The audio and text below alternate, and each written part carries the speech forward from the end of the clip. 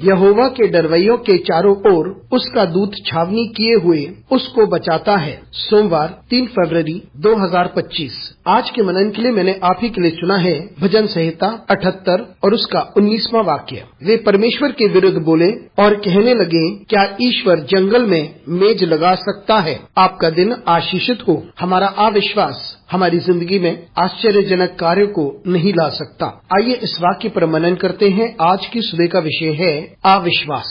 इस भजन में भजन का लिखने वाला बात करता है कि परमेश्वर ने क्या किया है और परमेश्वर क्या करने जा रहा है, और वे बात करता है किस प्रकार से इजरायलियों ने परमेश्वर के कार्यों के प्रति क्या प्रतिक्रिया दी और उन्होंने विश्वास नहीं किया। भजन का लिखने वाला बात करता है किस प्रकार से परमेश्वर ने उन पर दया किया और परमेश्वर अनुग्रहकारी है और इसलिए परमेश्वर ने उन्हें मिस्र देश के दास्तव से बाहर निकाला और रेगिस्तान में से होकर उन्हें वाचा की जमीन पर लेकर आया। लेकिन रास्ते में इजराइल के लोग कुड़कुड़ा रहे थे। जी हाँ, रास्ता कठिन था, आसान नहीं था। उन्हें कठिनाइयों का सामना करना पड़ा।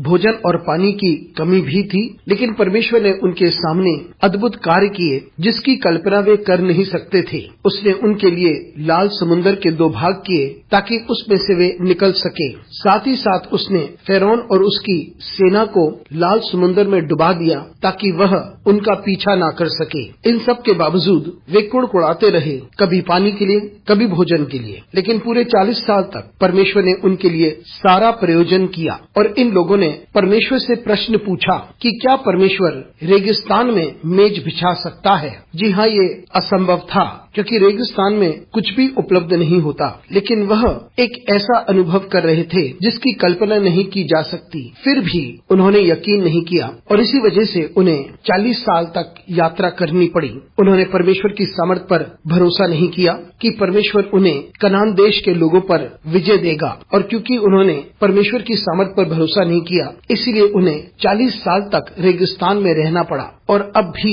वे परमेश्वर से प्रश्न पूछते हैं कि क्या वह रेगिस्तान में मेज बिछा सकता है। परमेश्वर ने उन्हें मन्ना दिया, परमेश्वर ने उन्हें बटेर दिए, परमेश्वर ने उन्हें जल दिया। मित्रों, हम सारी परिस्थितियों पर परमेश्वर की सामर्थ पर भरोसा करें, क्योंकि परमेश्वर उनके लिए कुछ भी कर सकता है जो उस पर भरोसा करते हैं। अनुग्रहकारी परमेश्वर स्वर्गीय पिता, तुझे धन्यवाद देते हैं, तेरी स्तुति करते हैं और तेरा आदर करते हैं। हमारी सहायता कर परमेश्वर कि हम सारी बातें तेरी इच्छा अनुसार तेरी महिमा के लिए करते रहें। यीशु मसीह के नाम से मांगते हैं, आमीन।